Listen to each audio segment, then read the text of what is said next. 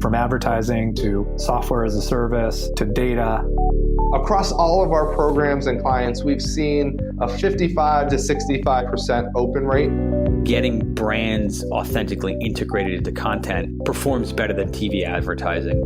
Typical lifespan of an article is about 24 to 36 hours. If we're reaching out to the right person with the right message and a clear call to action, then it's just a matter of timing.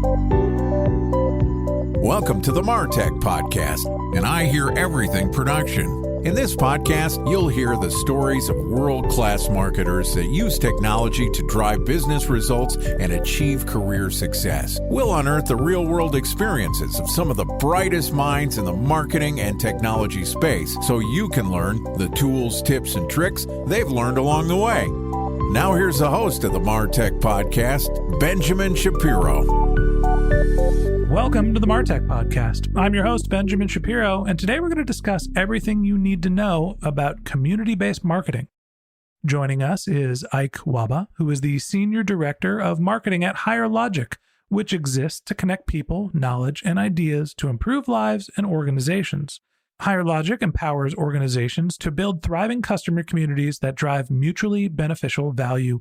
And in addition to providing us with our guest today, Higher Logic is also a sponsor of the MarTech Podcast. Yesterday, Ike and I walked through the Marketer's Guide to Community, and today we're going to talk a little bit more about community-driven outcomes. All right, here's the second part of my conversation with Nwabah, the Senior Director of Marketing at Higher Logic. Ike, welcome back to the MarTech Podcast. Hey, thanks for having me again. I'm excited to have the conversation with you. I'm excited to have you back here. I know that we did your first podcast yesterday. So we went through this Marketer's Guide to Community, and one thing I feel like we may have missed is where do you get started? So let's talk a little bit about getting started with community before we get into the outcomes. The beginning of the roadmap for community goes like what, Ike? So we have a concept we call Cargo, and Cargo is just a 5-step framework that helps you develop the specifics of your community. And so there's 5 pieces to it. So the concept is who are the members of the community? Why did they visit the community? So the who and the what is the foundation of how you build your community. And then the second thing is the acquisition. So how does your target audience become members of the community? Being able to really understand the steps it takes for them to come on board and become a member of that community and engage day to day. Then the retention, of course, so which is the R in the Cargo framework, is how do you retain that members? Because you have to actively engage your members to retain them. So then having that retention strategy in mind is critical as well. How often are they visiting? How often do you want to keep them coming back? What's the life cycle management to keep them active, et cetera? Now, the second to last is goals. So defining the principal goals of your community within your internal stakeholders, what's their care about and what do they want to get out of it? What do your community users also care about and what do they want to get out of it and being able to track it? And then finally is the outcome. So what is the outcomes, the desired outcomes for the community? So milestone in 3 months, milestone in 6 months, milestones in a year. What does success look like for your team and for the community and the purpose that you've established? All in all, as you take a look at how do you start with building community, think of Cargo as that framework that you use to be able to establish what you need to do. Okay, so basically there's this Cargo acronym, and who are you targeting? What do you want the outcome to be? I want to focus today on the goals and the outcomes. Yesterday, we went through the whole process of how to get a community propped up and started. Great. I've now got a community. Hopefully I'm using Higher Logic. Maybe I'm not. Maybe I have a Slack channel. Maybe I'm even on Facebook. Don't judge me. No judgment here. But look, I still have to figure out what my goals are and what the outcomes are. So help me think through how to get community-driven outcomes. If I have an aggregation of people that are interested in my brand, my association, my products, my services, how do I figure out what the goals should be and how do I drive towards those outcomes?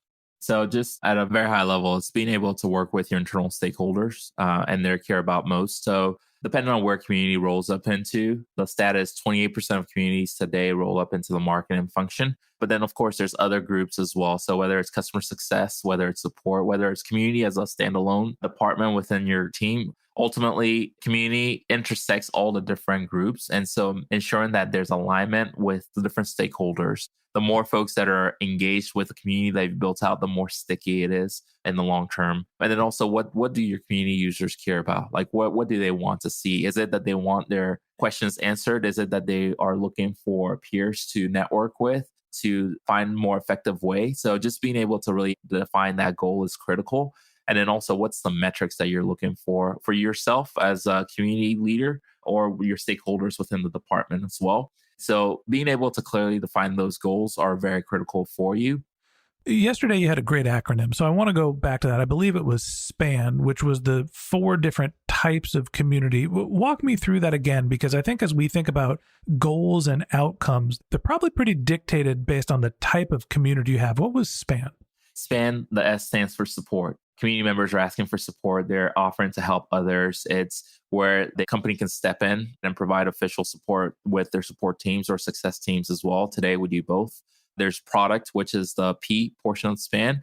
It's based around the product, giving ideas, sharing feedback, talking about the value of the product and the ways that you can use it more effectively and efficiently. So knowledge base, being able to provide that feedback to enhance the capabilities of the product. Now there's the ambassador community. It's focused on a small set of users that are highly valuable, influential, or active. And so it's really being able to draw that out and grow that. And then finally, it's just a network community. So it's based on people linked because of, say, work, cause, mission, passion, circumstances. So it could vary, but ultimately it's similar to our Gain, Grow, Retain, GGR, or MarTech podcast. That's the network community. So I'm assuming that each one of those different types of communities have pretty predictable goals. So I want to walk through them one at a time. The S is a support community. When I hear we're creating a support community, that to me screams, okay, customer service is overwhelmed, and we want the people that are using our products, our ambassadors, even some of our team, to be able to create a forum to produce content so we don't have to deal with our customers on a one-on-one basis as much. They can basically start to self-support. Am I thinking about this correctly? Yeah, you are. And of course, as a company, you do want your customers to engage with you, but you want to make sure that your teams, your support teams are being used in a high value fashion, right? So whether it's reactive or those high cases, not the repeat questions. But with the support community, to your point, is that you want those questions being answered within the community. And ultimately, it's taking a look at mean time to respond. You can measure that within community. You can take a look at those advocate pools, people that are actually answering the questions. You can take a look at the number of tickets that were handled within community. So there's a lot of metrics that you can take a look at as a whole. But yes, those are things to consider as well. Maybe I'm stating it in a callous fashion where you said something that makes sense. Yeah, of course you want your customers to interact with you. I'm like, well, no, I want my customers to get their questions answered with as few touch points as humanly possible. And I think that that's really the purpose of the support community is you can have your customers have their questions answered without having to answer their questions. Somebody else will do the work for you. The second part of SPAN is a product community. Now, to me, this sounds pretty similar to a support community. A product community is how to use a product. So help me understand what you think that the typical goals are and for that type of community, and how do you try to drive those outcomes? You want to understand what your customers want, right? So innovation so that you can be a market leader within your space. Having a way to gather that information, gather that feedback, gather that insight. Are my customers satisfied with the products that I'm, and the solution and the service as a whole that I'm providing to them? So ways that you can be able to collect that in an efficient manner. I used to be a product manager in the past, and so it was difficult to get a pool of folks that could be able to test the solution and provide the feedback of how the solution is working. And also, it was difficult to engage with my customers to be able to get insights in general of, hey, what can we be doing? How can we do it well? Sometimes what you'll see is that folks are in an echo chamber, creating their own ideas. I think this is what my customers want versus actually going out to gather that directly from your customers. And so with the product community, that's a good way, a really awesome way to actually gather that information. Product community. It's about getting feedback. All right. So we had SPAN. We've covered the S and the P, the support, the product. Now we have the A, which is really where I think we're going to get into marketing. It is your ambassador programs. This is getting the brightest and best customers you have, the people that are the most influential, together in a room and hoping that they continue to like your product. Am I right? That's right. So things that you can do is you can take a look at your community and you can oftentimes tell who is an engaged member, or you can actually nurture that through systems like gamifications and things like that. You can give them physical gifts or virtual gifts or badges or however you want to do it. But ultimately, it's how do you grow your ambassador pool? Now, as a marketer, this is critical for us to be effective. What you may know is that customers in today's market, by the time that a buyer approaches a company to make a purchase decision, they've already had conversations, they've already done their own research, they've already engaged with their peers to get information of a solution. So they're already ready to make that purchasing decision. And so advocacy is very critical. So how do we measure the advocacy activities that you see? So whether it's case studies, whether it's reviews, whether it's speaking, those are things that you want to take a look at as a whole. But ultimately, advocacy is critical for marketers today to be effective, because if you are not tapping into your advocate pool, you're missing the mark. And if you don't have advocates, you're also missing the mark because your competitors are doing that. I think this is becoming more and more critical to B2B brands, right? We're seeing the customer buying cycle moving away from sales. Everybody is self-researching. Everybody is doing their own homework, and they're going for places that you wouldn't necessarily think to do that research. I am going to go look on YouTube for information about B2B services and products. I'm going to go on G2. I'm going to go on forums. I'm going to go to communities. And if you don't have people that are advocates for your products in those places, well, you're going to lose out on customers. You're going to lose out on transactions. Now, the last part of SPAN, the 4 different types of communities, was and networking. This is the one where I have the hardest time figuring out what the goal and what the objective is, or what the outcome is. Why do people create all of these networking communities? It's that mutual support. Again, I gave an example of GGR. I feel like I'm promoting GGR here, but it's a great community. It is. They've done a phenomenal job. And so with that, it's having peers that can help mutually encourage one another to get to that next level. It's also, for me as a marketer, finding those core communities that can help me be more effective with my day-to-day job. What are the trends that you're seeing? What are the channels that you're using? What are the conferences that you're going to get information? These things are very critical for each individual to be effective and successful. Now, what you'll see is that there may be certain B2B SaaS companies that may decide, hey, that this is the right thing for me, not necessarily focus on my product. It's really cultivating because I want to be known as X, whether it's finance, whether it's success, or whatever that may be. So it may make sense for them to invest in a network community. It's very important for B2B business decision makers or individuals to be a part of a network to be more effective in their day-to-day job. Your awareness lowers your cost per acquisition. And if you can find ways to stay in front of your customers, in front of your community, if you can add value without just directly selling, there is a positive impact on your business. Now, a lot of marketers have a real hard time swallowing that pill, understanding that if I'm investing in things that are not directly tied to ROI, how does it benefit my business? When you're building a networking community, when you are staying in front of the community over the long haul, when you're providing value, you're building knowledge, you're building trust, you're building authority. Hey, it's one of the reasons why people start podcasts, to stay in front of their users, even when they're not in the buying cycle.